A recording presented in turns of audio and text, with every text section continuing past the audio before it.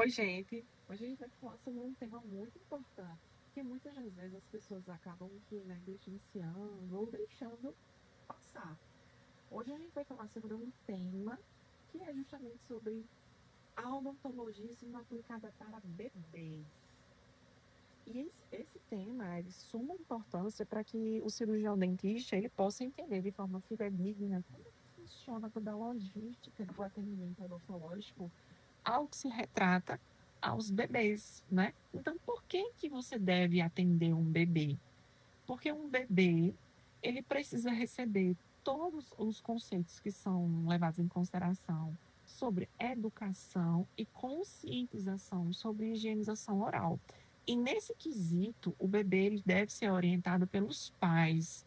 Então, os pais devem levar o seu bebê para poder já conseguir obter informações de como é que se realiza a higienização oral dos bebês. Por quê?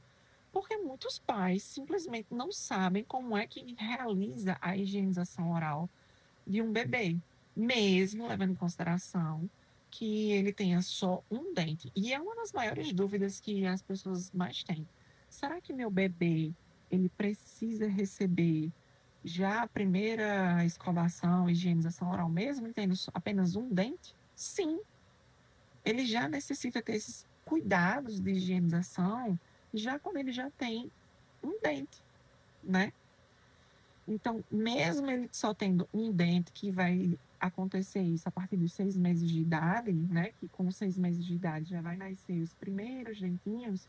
Esses primeiros dentinhos, eles precisam ser higienizados. Mas para isso, precisa também de orientação de como é que realiza essa higienização. Porque você não vai pegar uma escova de dente de um adulto, por exemplo, e colocar uma quantidade enorme de pasta de dente. Você vai colocar uma quantidade bem pouquinha, que é respectivo a um grão de arroz cru. O tamanho de um arroz cru é a quantidade de pasta de dente que você vai colocar na escova. E as escovas com cerdas macias, né? E, obviamente, quem vai fazer essa higienização inicial é os pais. Mesmo que a criança chore, mesmo que a criança não goste, você tem que iniciar essa higienização. Ah, mas por quê? Porque com o tempo, sem a higienização, a probabilidade desses primeiros dentinhos terem as suas primeiras cáries vão ser grandes. As possibilidades, probabilidades desses primeiros dentinhos já começarem a ter as suas primeiras lesões cariosas vão ser grandes. Então, você imagina os dentes de leite que acabaram de nascer já iniciarem um processo de adquirir uma lesão cariosa. E aí, a gente se adentra a um parâmetro muito importante, porque o dente de leite, ele vem com a proposta de quê? O dente de leite, ele vem com a proposta de fazer com que o bebê, a criança, no caso, ele já inicie a sua dieta, né?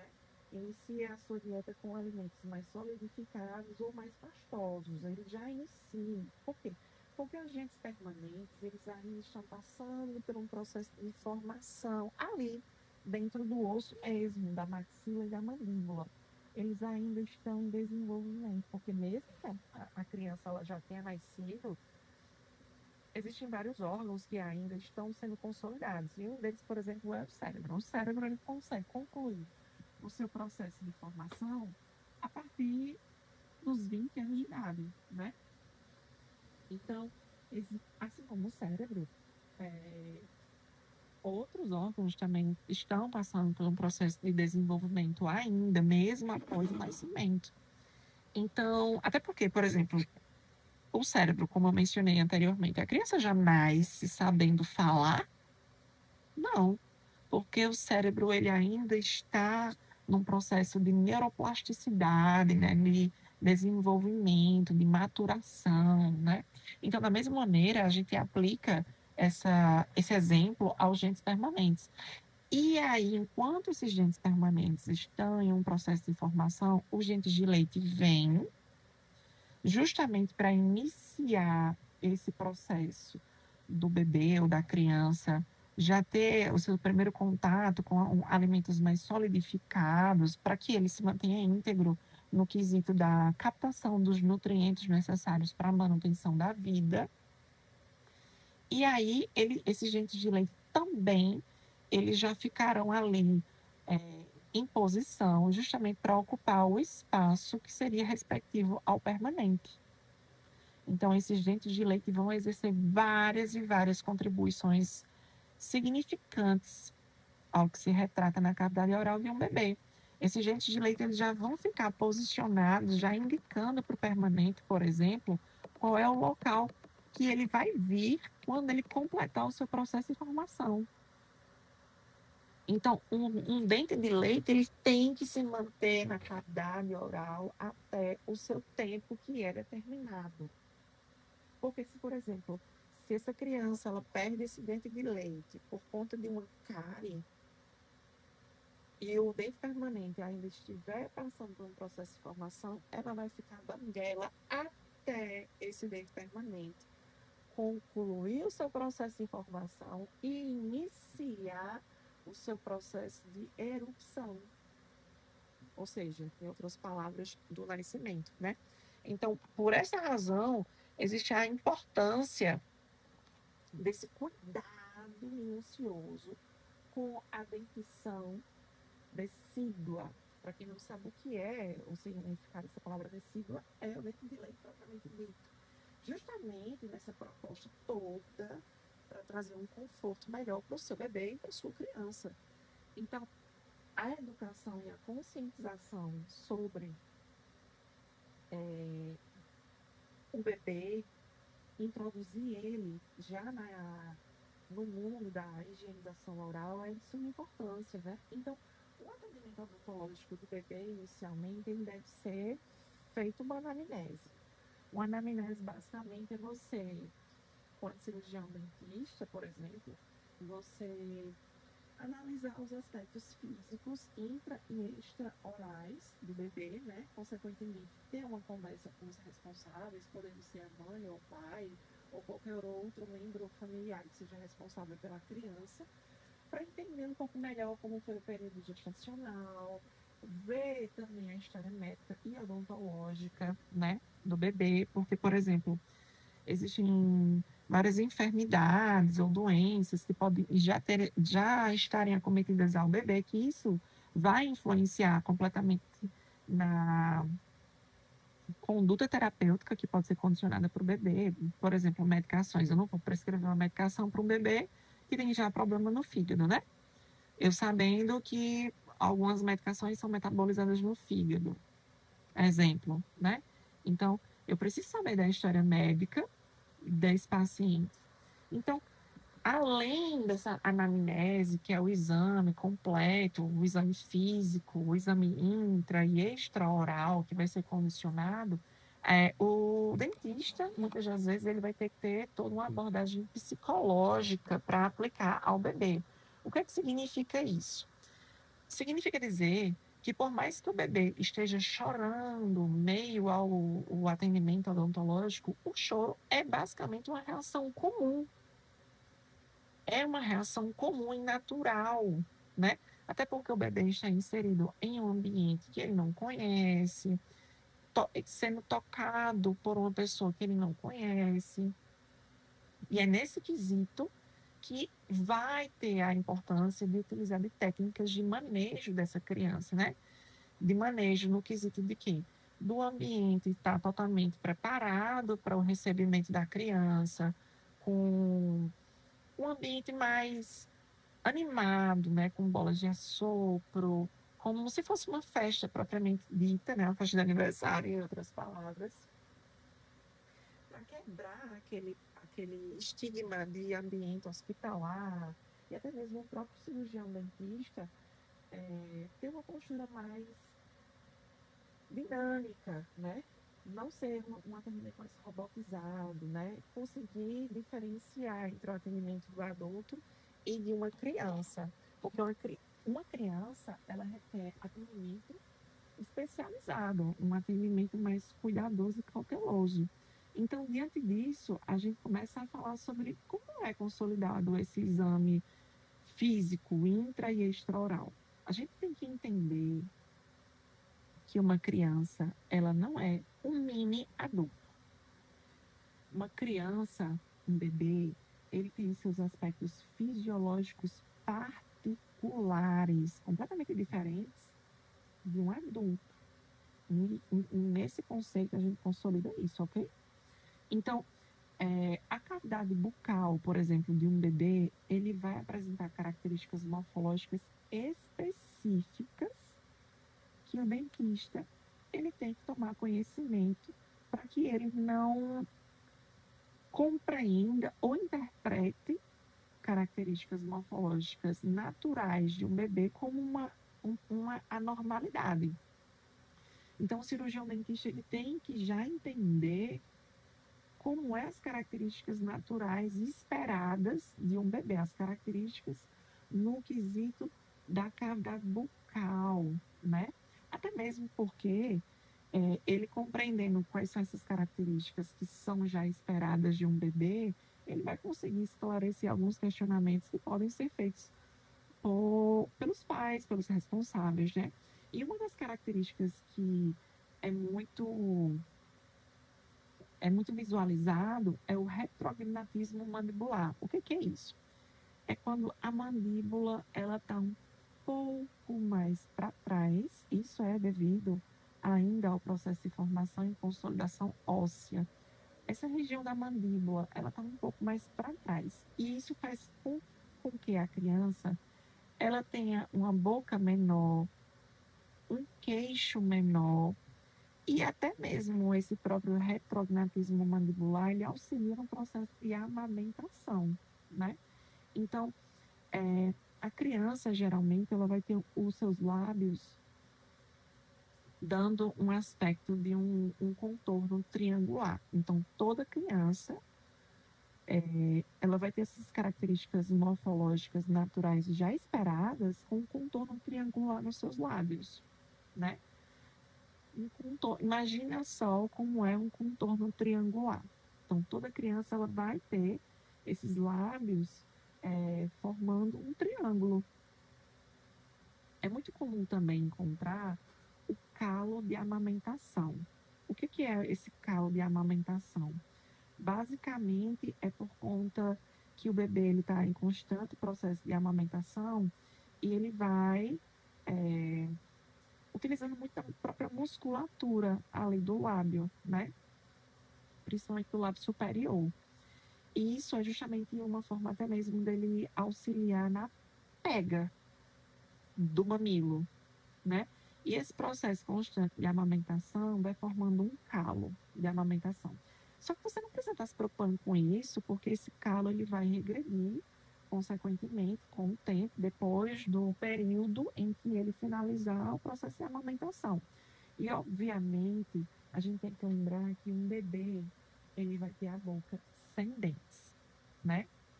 Uma boca arrozeada, que vai estar ali sendo firmemente aderida aos roletes gengivais. Esses roletes gengivais são justamente a gengiva propriamente dita, bem inserida na coloração rosa, certo? É isso que a gente espera. Só que tem um adentro também muito importante. Algumas crianças podem já nascer com alguns dentes. Isso é normal. Só que você não precisa estar se preocupando com isso. Por quê? Porque ocasionalmente, se essa criança nascer já com dentes, esses dentes eles têm raízes tão curtas, tão pequenas, que eu te garanto que não vai durar por muito tempo, não. Foi uma questão que foi fora da curva. Ou também pode acontecer, que é o que a gente chama de dentes neonatais, da criança, depois de 30 dias de vida, ela já tem os seus primeiros dentes, né? São os dentes neonatais. Isso pode acontecer também. Então, pode acontecer esses dois parâmetros que eu mencionei para vocês.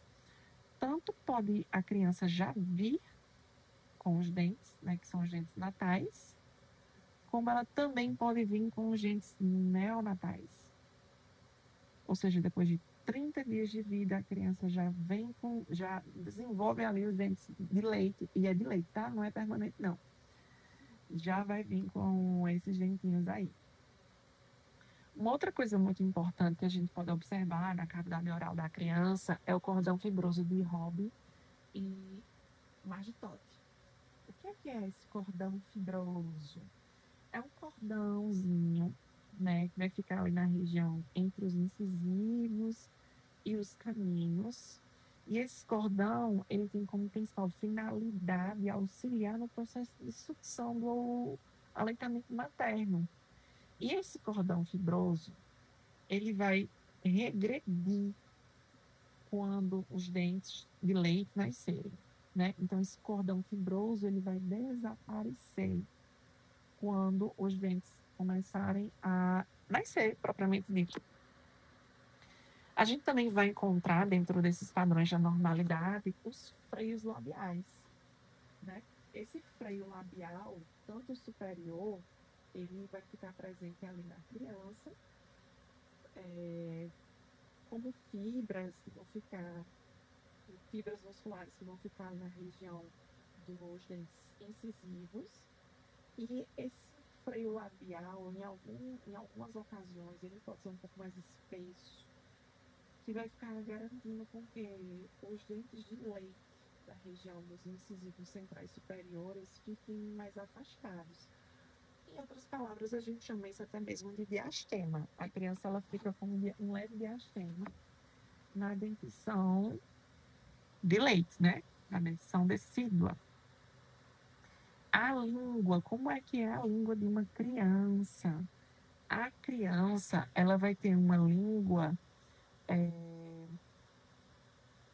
podendo ter várias variações, mas no geral a gente espera uma conformação do ápice da sua língua normal, né? Não é num formatozinho de coração, por exemplo, porque se a gente observa que o formatozinho da língua tiver no formato de coração, isso pode ser um indicativo do freio lingual, que é uma partezinha que vai ficar debaixo da língua.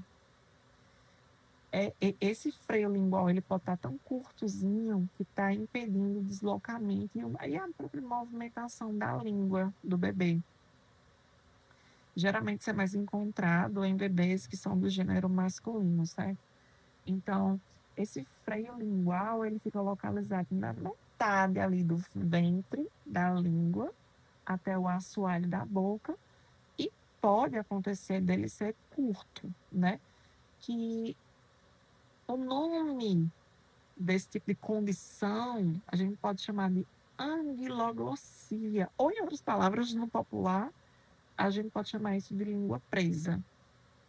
É uma questão congênita, é uma questão genética. Ele já vai nascer com essa predisposição a ter o freio lingual, a língua presa, certo? Essa língua presa, você pode simplesmente, através de um procedimento cirúrgico que é simples, tirar, né? Ah, mas por que eu preciso resolver esse problema da língua presa? Porque você precisa resolver. Porque essa língua presa está limitando os movimentos da língua. A criança ela não está conseguindo ativar todas as funções da língua. E por conta dessa inativação das funções da língua, obviamente vai dificultar ela a fazer a amamentação e até mesmo falar, né?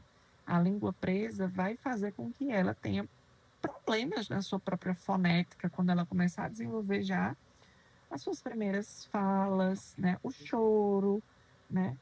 Essa condição, inclusive, ela pode ser resolvida de uma maneira muito simples, sem grandes dilemas, nada do tipo, né?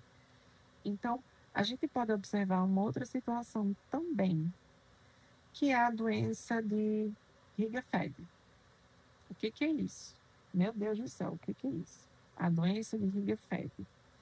Essa doença de Rieger-Feld, ela é uma doença comum em crianças, que é quando os incisivos centrais inferiores, principalmente os primeiros dentinhos que estão nascendo a partir dos 6 meses de idade, eles começam a formar úlceras no ventre da língua. Imagina só, a língua está batendo no dente, né? Que é uma área que foi projetada para cortar, né?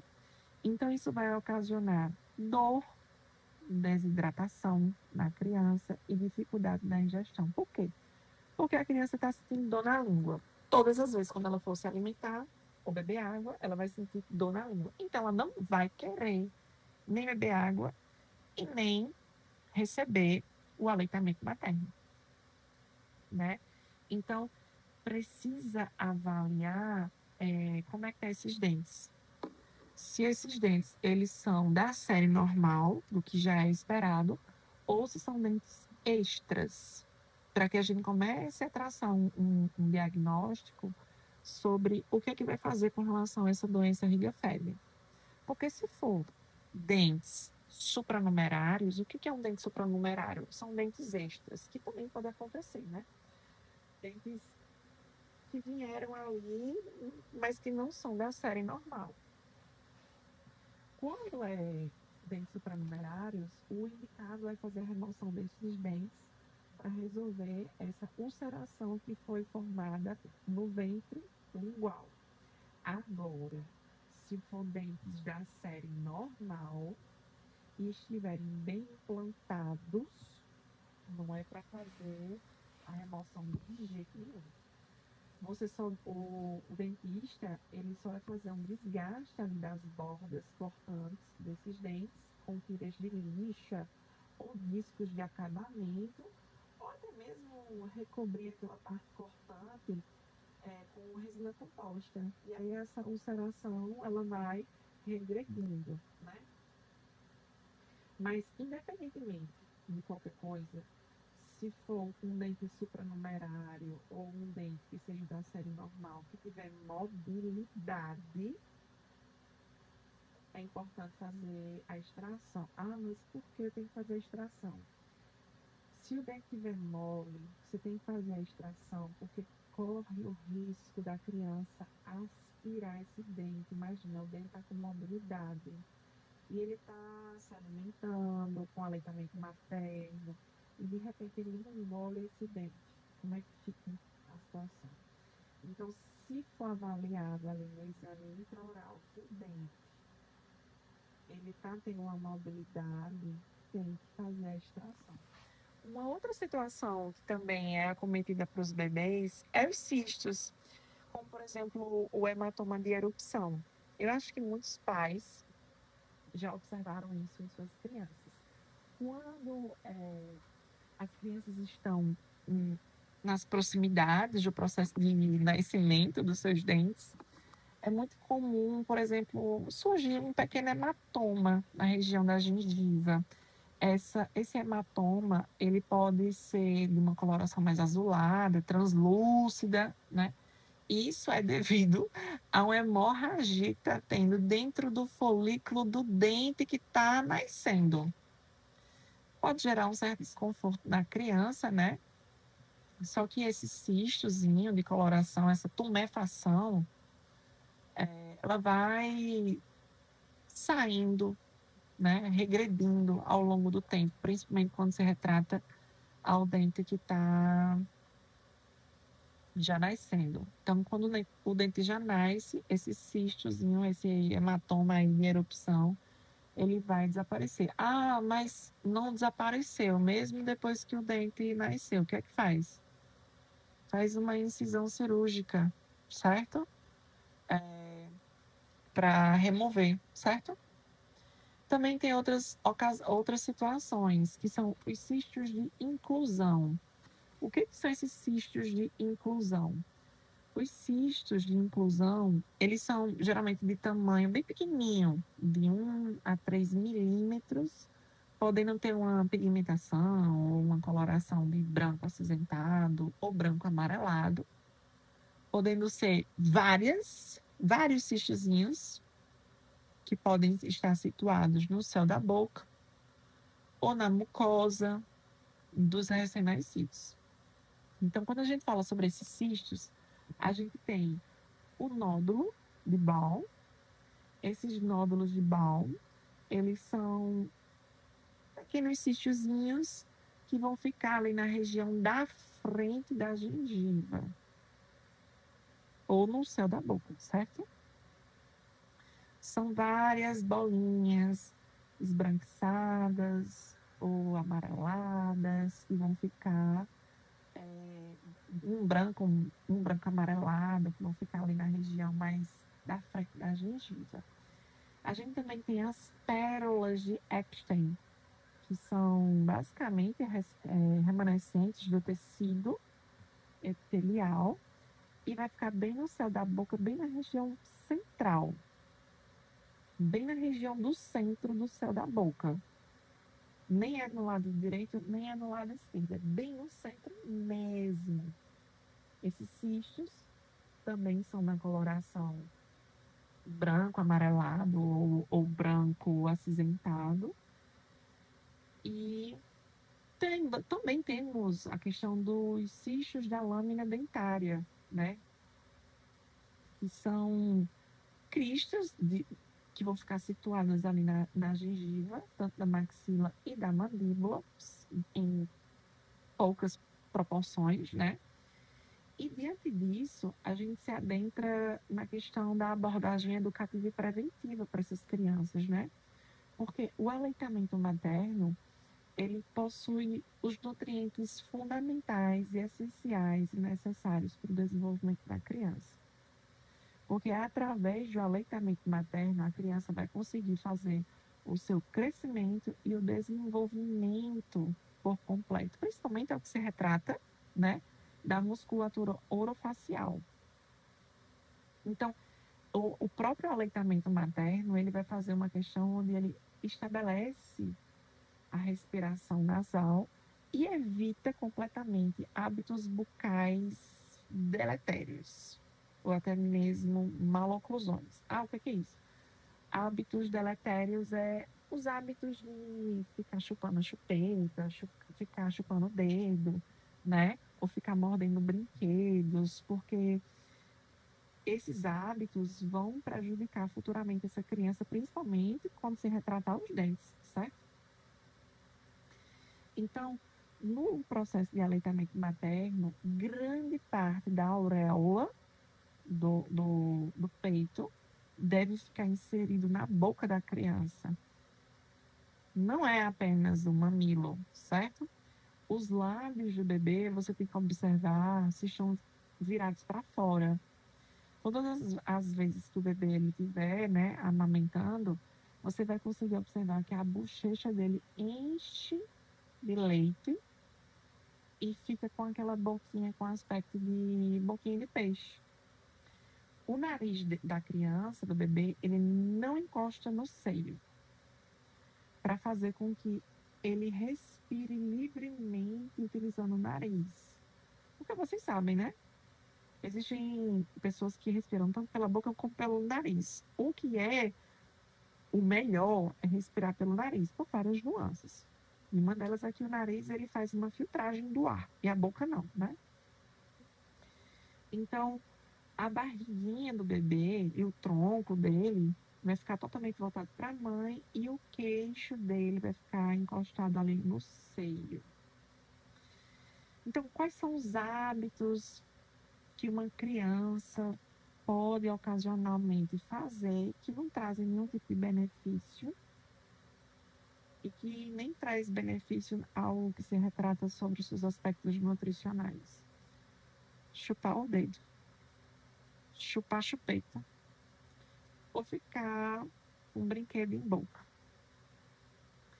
Porque esses hábitos, principalmente quando são hábitos de longa duração, que eu estou falando assim de meses, vão com toda certeza ocasionar em problemas na oclusão, quando os dentes eles já estiverem passando por um processo de erupção, já estiverem nascendo, vão ocasionar em problemas no deslocamento dos dentes, certo? Só que a gente tem um detalhe muito importante. Se você tem uma criança que já tem esse hábito de estar chupando o dedo, chupeta ou qualquer outro tipo de objeto, e você tira esse hábito de forma abrupta, do nada, o bebê ele começa a desenvolver outros hábitos, como roer unha, ele pode desenvolver compulsão alimentar, começar a morder outros objetos, enfim, é uma questão psicológica. Então, não é você tirar da noite para o dia, é você, ao longo do tempo, já ir adequando ali a criança a desenvolver outros hábitos e excluindo esse hábito de chupar dedo ou chupeta, certo? Você vai limitando o uso, né? E se for necessário, acompanhamento psicológico para tentar entender, né? Os motivos pelos quais essa criança ela tem esse hábito. É o que? Está trazendo conforto? Mas por que está trazendo conforto? É o que? A gente precisa entender, né? Porque as maloclusões, que são os dentes entramelados, como a gente pode descrever no popular, eles vêm em decorrência desse tipo de situação. Tá chupando dedo, chupeta, né? Vai ficar com os dentes entramelados, literalmente. Então, quais são as características, né? As características de uma maloclusão quando comparada ao uso de chupeta? A gente tem que entender que quando a criança chega nos 36 meses de idade, todos os dentes de leite eles já estão inclusos na boca, certo? Eles já nasceram, já está tudo lá. E quando ele já está inserido a usar esses hábitos deletérios, tudo isso vai começar a influenciar para que quando os dentes permanentes vierem, ele já tenha os dentes entramelados, certo? Então, quais são os sinais e sintomas comuns que os bebês eles podem ter em decorrência do próprio nascimento dos dentes? O que é que você vai perceber? O que é que você vai perceber que a criança está tendo um processo dos seus dentes de leite nascendo? Você vai perceber que a criança ela vai estar mais irritada, tem coceira na gengiva, ela está com aumento da saliva, ela pode ficar doentinha, com coriza, ela vai perder o apetite por conta da própria irritabilidade, ela vai ter distúrbios do sono, coitada, ela vai ter muita insônia. Consequentemente, ela vai ter um aumento da temperatura do corpinho dela e podendo até mesmo ter diarreia. Tudo isso porque o dente está nascendo. E eu não estou falando do dente permanente, não. Eu estou falando do dente de leite. Tá, mas como é que eu posso aliviar esses sinais e sintomas dessa criança? Antigamente, o pessoal utilizava de brinquedo, né? Como mordedor e massageador de gengiva, né? Isso é um meio não farmacológico, são brinquedos de borracha, que é justamente para massagear a gengiva. Só que, ao mesmo tempo que você conduz a criança a utilizar esse mordedor, massageador gengival, a gente pode compreender que é a mesma coisa de colocar uma chupeta, né? Então, a gente já se adentra a esse processo de maloclusão. Então, eu não indico. Então, ao que se retrata sobre a higienização, né? Porque a gente está falando sobre os gentes que estão nascendo, né? Então, a higienização ela vai começar após o nascimento dos primeiros dentinhos, né? E aí vai ter uma grande diferenciação no processo de higienização ao que se compara com os dentes dos adultos. Prioritariamente, vocês já sabem que eu mencionei anteriormente que as crianças elas vão utilizar escovas com cerdas macias, né? Quem vai fazer essa higienização são os adultos. Só que as crianças com seus primeiros dentes, elas irão ter escovações 2 vezes ao dia com creme dental furetado. Tem que ter flúor, gente. Como é que o dente ele vai passar por um processo de remineralização? Vamos quebrar esse conceito, essa ideia equivocada e errada e muito antiga que pasta de dente que não tem flúor é melhor. Isso é um mito severo. Antigamente falava-se muito que flúor dava câncer. Gente, não, flúor não dá câncer, não tem nada a ver com câncer. E outra coisa, a concentração desse flúor que está dentro da pasta de dente é uma quantidade muito baixa para ocasionar uma doença, num problema de tal gravidade como um câncer. Então, a escovação da criança, ela já inicia a partir do momento em que você já vê que os dentes já estão nascendo 2 vezes ao dia com cremes dentais, com no mínimo, você vai olhar isso no rótulo da pasta de dente, com no mínimo 1000 ppm de flúor, é a quantidade indicada para essa ocasião. Já os adultos não. Os adultos a gente vai ter variações de 1100 a 1450 ppm, certo? O indicado nessas situações para crianças que têm dentes de leite é apenas 1000 ppm. Então, como é que orienta, né? Como são as orientações dos hábitos alimentares das crianças? Até o 6º mês de vida de um bebê, unicamente e exclusivamente o bebê ele vai estar se alimentando ali do leite materno. Consequentemente, depois de 6 meses, né, ele vai começar a ter as suas primeiras introduções alimentares com refeições mais semi-sólidas e líquidas. Ele vai ficar utilizando colher, copo, né, já vai começar a induzir também ele a utilizar as próprias mãos, né? Por mais que ele falhe muitas das vezes, mas ele está aprendendo. Você tem que ter paciência.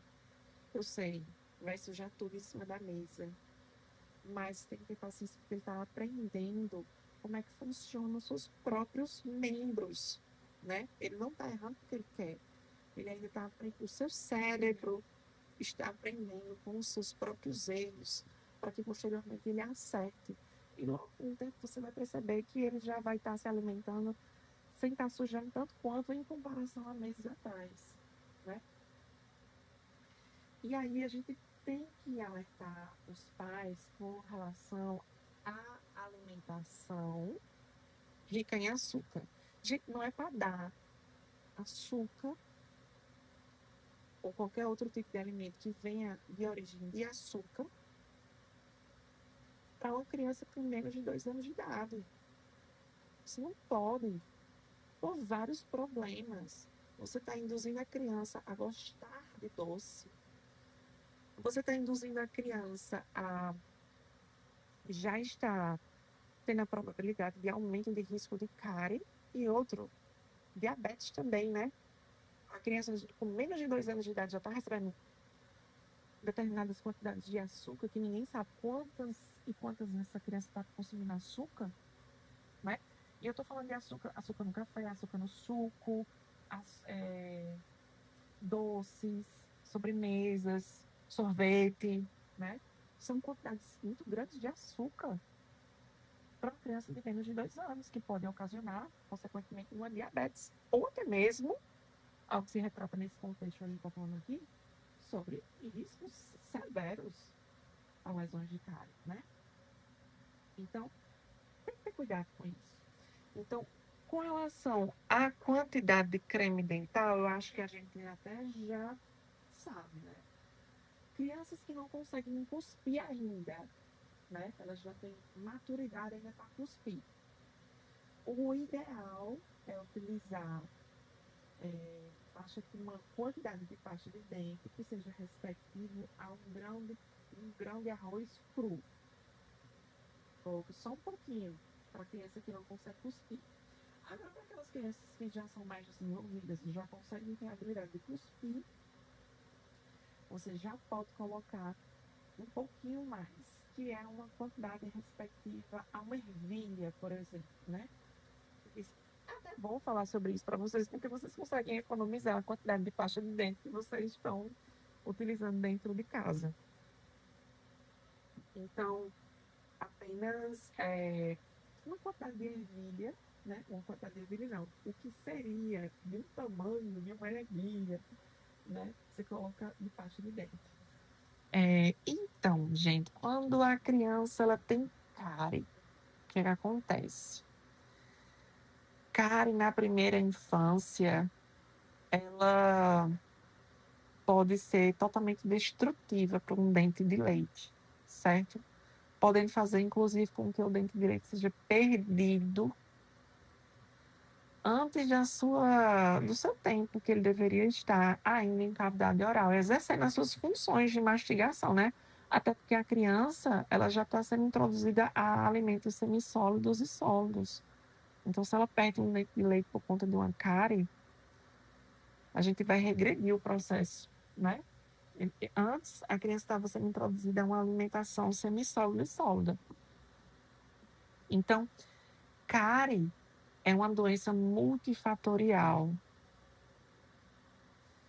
É uma constância de uma quantidade de açúcar que, consequentemente, também não está tendo escovação. Isso é um problema que afeta mais de 600 milhões de crianças no mundo. Então, é nesse contexto que a gente sempre fala muito sobre o processo de conscientização e educação para os responsáveis, porque a criança ela não tem ainda maturidade suficiente para compreender sobre a complexidade sobre essa situação. Então, é importante que os pais eles cheguem para o dentista em busca de orientações, em busca já de realizar as primeiras consultas para justamente avaliar como que a criança ela está e, consequentemente, já ir, o próprio dentista já orientando os pais, os familiares, como é que deve ser conduzido a higienização oral dessa criança e até mesmo avaliar os hábitos dessa criança, né? Os hábitos que eu estou me referindo os hábitos alimentares e os hábitos deletérios, de chupar o dedo, chupeta e etc. Então, como que evita uma cárie, né? O primeiro de tudo é fazer uma conscientização dos grupos familiares que estão inseridos dessa criança, né? Evita o açúcar, gente, com menos de 2 anos de idade, isso vai causar problema. Escove os dentes da criança no mínimo 2 vezes ao dia com creme dentário fluoretado. Tem que ter flúor. Não compra essas pastas de dente que não tem flúor, não, que senão, meu Deus, né? É um grande dilema. Não compra pasta de dente que não tenha flúor. Tem que ter flúor. Qual a concentração do flúor que você vai ver no rótulo? 1000 ppm. E para evitar ainda mais o surgimento de cárie, consulta preventiva no dentista no primeiro ano de vida. Porque isso vai fazer com que o dentista já vá fazendo um acompanhamento a cada 6 meses da dentição dessa criança, evitando ao máximo que ela tenha cárie nesses dentes de leite. Gente, vamos consolidar uma coisa na nossa cabeça. Dente de leite é muito suscetível a cárie, porque ele é um dente mais frágil. Tanto é que você pode observar que ele é mais branco do que um dente permanente. Ele é menor do que um dente permanente. A raiz dele é menor. Então você tem que ter cuidado com o dente de leite. Porque um dente de leite ele é mais frágil. Tem que ter mais cuidado com ele. Sendo mais suscetível à cárie. Então não é balela, não é brincadeira, não é dentista querendo mais pacientes. É de fato saúde que a gente está falando. Criança tem que ir para o dentista no seu primeiro ano de vida para avaliar se ele tem cárie. E outra coisa muito importante também, que vocês talvez nem saibam, mas uma cárie muito profunda,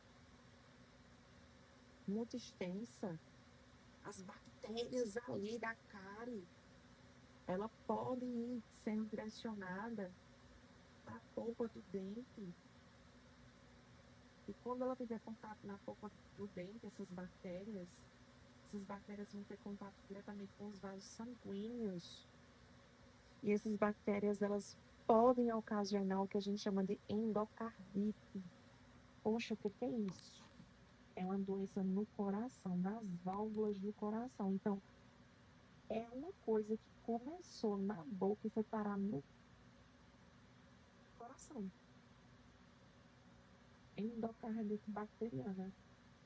A criança tem um problema no coração por precarização de higienização oral e consulta no dentista. Enfim, gente. Com isso, eu concluo aqui, né, o que a gente tem a falar sobre a importância, né, da odontologia na aplicabilidade para bebês.